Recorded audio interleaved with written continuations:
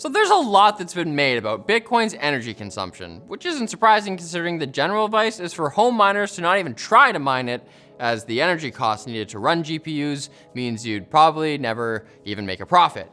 But nonetheless, large-scale mining continues and Bitcoin transactions are processed every day, which sucks down a lot of power, much of which is coming from polluting sources, like coal plants. So is Bitcoin actually going to be some kind of monetary messiah, or is it really just killing our planet? At first glance, the numbers are a little alarming. If you just look at the energy consumption of the Bitcoin network alone in late April 2021, it was around 134 terawatt hours per year. That's more than the entire country of Sweden, or just under half of the United Kingdom. And consumption will probably keep rising. This might not be that big of a deal if the energy were coming from clean sources, but it's estimated that 61% of Bitcoin's energy consumption is from non-renewable sources at this time, which obviously pump lots of carbon into the atmosphere. Then you have the fact that a huge proportion of Bitcoin mining is done in China, which remains heavily dependent on coal. Earlier this year, a failure of one coal plant in China cut out the processing power of the entire Bitcoin network by over a third.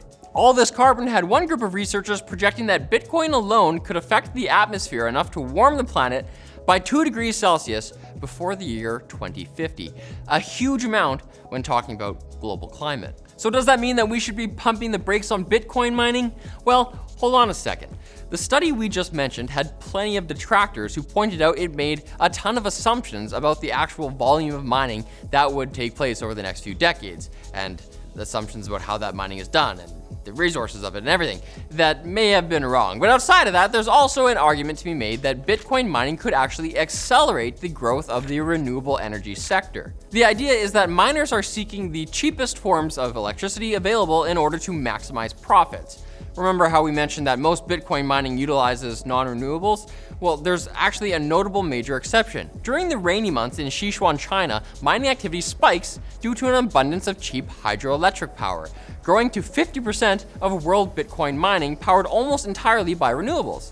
In this vein, energy companies might have an incentive to keep building out renewable infrastructure in rural areas where solar, wind, and hydropower are usually more abundant in response to demand from miners. Large-scale mining operations often move to rural areas for the low energy costs already, making this one way that Bitcoin could help accelerate the transition to cleaner energy. And of course, we should think about the carbon footprint of the traditional banking and financial sectors.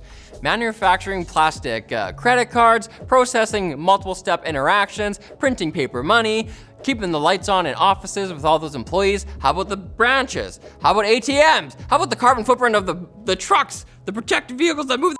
All have an environmental impact, not just in terms of actual materials and energy used, but also the fact that simply having the US dollar as the world's reserve currency has an environmental cost.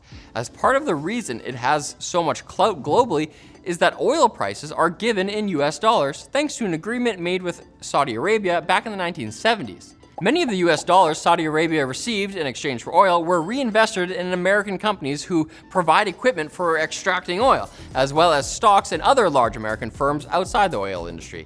And while today there are many other reasons the US dollar is the world's reserve currency, oil did help propel it to that status. We're not trying to either praise or condemn any nation's behavior. The point is that the bones of the world economy are already heavily linked to fossil fuels, even without crypto.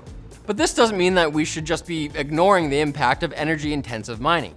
It's still an issue serious enough that Elon Musk, who is trying to convince the US Environmental Protection Agency to let Tesla sell renewable energy credits to polluting power companies, decided that Tesla would no longer accept payments in Bitcoin, as environmental regulators are currently frowning upon crypto.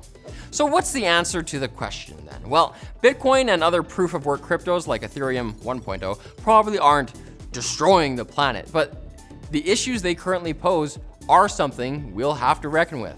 But until then, maybe we should start putting those little calculator-style solar panels on graphics cards. I think we can make a dent.